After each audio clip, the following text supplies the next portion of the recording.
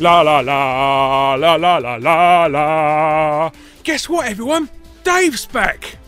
After recuperating for 2 years at the shock of his dad going on a cripple killing spree at the end of Metal Gear Solid 4, Snake's once again gracing ourselves with his presence, but this time on a handheld world of the PSP, was Metal Gear Solid Peace Walker. Originally titled Metal Gear Solid 5, this interquel is set between the events of Metal Gear Solid 3 and 4. Luckily, Konami decided that all this retconning of sequels gives fans major headaches, and so dropped the number. Peace Walker sees you once again in the jackboots of Naked Snake. Oh, you know, Big Boss, aka Solid Snake's dad. So that, makes my rather pungent intro obsolete then. Anyhow, Metal Gear Solid Peace Walker is set in a turmoil world of 1974, where a mysterious military force is creating an underground army in Costa Rica, whom are building not one, but 4 Metal Gear tanks.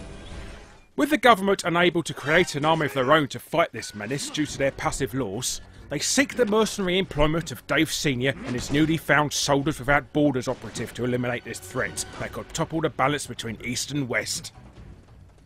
So you fanboys can rejoice that this story definitely means this game won't have riding in it. Whew. Gameplay wise, Hideo's decided to mix things up to the standard fare, so this game is more akin to the co-op sections of Splinter Cell Chaos Theory, where 2 snakes, well, Big Boss has made several clones of himself already, team up to combat obstacles and enemies, and 4 snakes on boss fights. This could be done either locally or via the interwebs. That's if you want to vanquish evil with somebody in Japan, that is. Of course, if you're an antisocial shut-in, you could play the game on your own, but the difficulties dramatically increase if you do this. For instance, if you die during a mission, it's game over. There are no checkpoints or quick saves here, Milado. Whereas if you've got a buddy, he can CPR you back to life. Huzzah! Kojima-san wants you to socialise. The other rather cool new addition is if you tire of all the sneaky neck snappery, you can give your hapless victim an ultimatum to have them work for you. Dave Sr. sends him off to his offshore oil rig looking base thing, you know, the setting in Metal Gear Solid 2, where you could train them to develop better weaponry, more effective skills, or even send them out on their own missions. I wonder if those NPCs are also subjected to those unnecessarily long cutscenes as well. My only real complaint to the game is the controls are a little bit fiddly.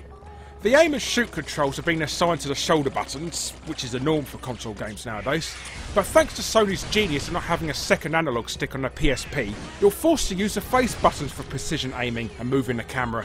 It might be me, but emulating the analog on digital feels a bit clunky. But I suppose Konami have made the best of a bad situation. But in the end, Metal Gear Solid Peace Walker is an awesome game. It's a shame that Konami dropped the 5 moniker from the title, as it's more than worthy of being called a sequel to the series.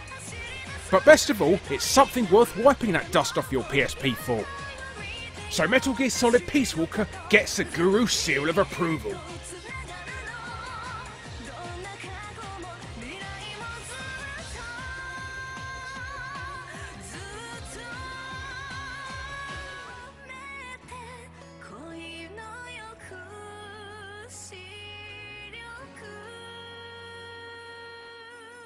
And yes, I know that Naked Snake's name is really John. No need to write in. It's a joke.